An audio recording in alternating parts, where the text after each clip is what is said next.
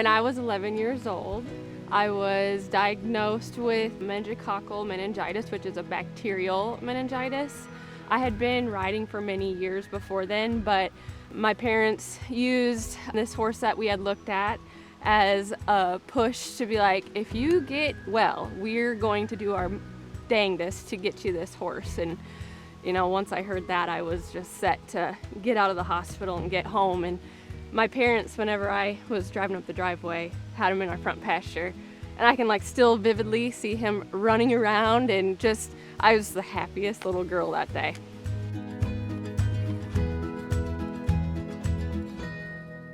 By getting Elvis, he pushed me to be stronger every day, because when I got home, I wasn't necessarily just healed up and ready to rock and roll. I had a weak immune system, and I had to really get my health back up to 100%. And knowing that he was outside and that I was inside really made me do everything I possibly could to get outside to ride him.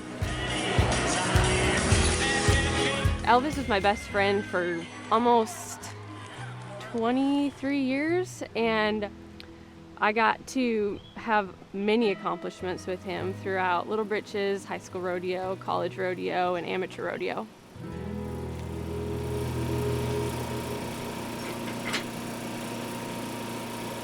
Pac-Man is the horse that I rope off of now. He's a 9-year-old gelding, and I've owned him for 4 years.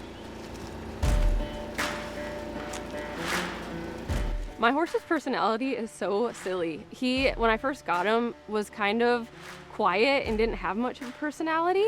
Throughout the last year and a half, I would say, I really cracked into that personality, and now he smiles and everything. But yeah, his personality is so goofy.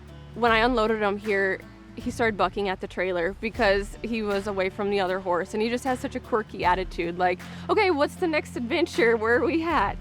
And so he keeps me on my toes, that's for sure. I had heard some of the bigger red ones were a little stronger, and by the looks of that video I was sent, I think that's what it'll be, but hopefully we'll make a run of it.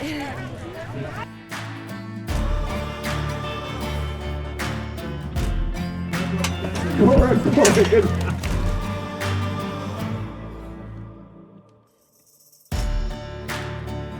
I started breakaway roping when I was, I think 4 years old. And so it was kind of just what my family did was rope. And I didn't start competing until I was 11 in the breakaway roping. But ever since I started roping at the rodeos, it just caught like fire and I couldn't quit. Go, go, go, go, go, go! Twirl, twirl, go! Get in there!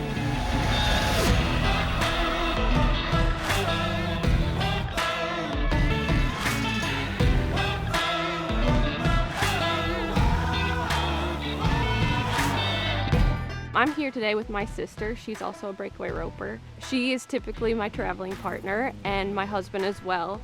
He just retired, which he'll say he quit, but I say he retired from the saddle bronc riding. He was a bronc rider for 20 years. So we typically, us three, will go up and down the road, and the breakaway roping is new to the pro rodeos the last 4 years.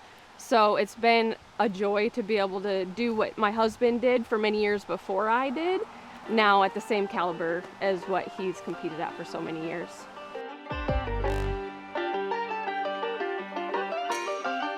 So breakaway is new to the pro rodeo level.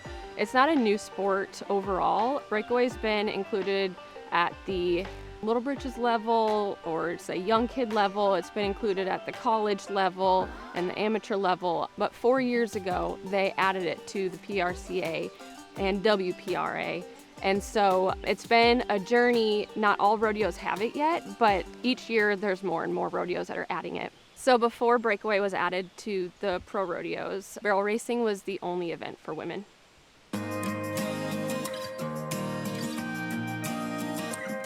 I really think that the sport's really starting to open up to understanding the importance of having women a part of this industry. We play such a big part of it in many other areas of the horse industry that it only makes sense now to have it at the pro level as well.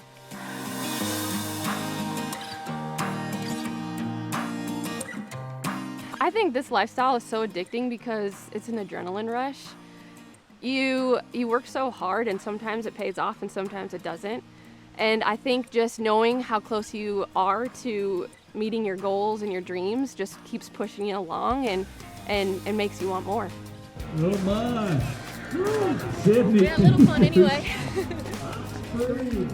So rodeo has taken me on a journey that has pretty much created the person who I am. If it wasn't for rodeo, I probably wouldn't have gone to college and rodeoed through my college.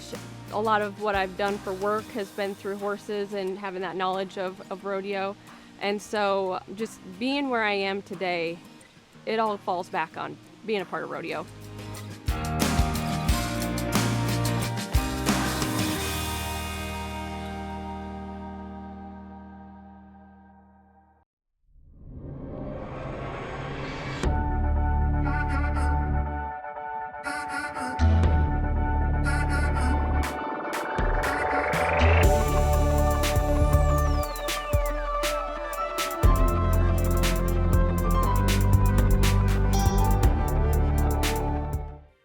Postcards is made possible by the Minnesota Arts and Cultural Heritage Fund and the citizens of Minnesota. Additional support provided by Margaret A. Cargill Philanthropies, Mark and Margaret Yakel-Julien on behalf of Shalom Hill Farms, a retreat and conference center in a prairie setting near Windham, Minnesota. On the web at shalomhillfarm.org. Alexandria, Minnesota, a year-round destination with hundreds of lakes, trails, and attractions for memorable vacations and events. More information at explorealex.com.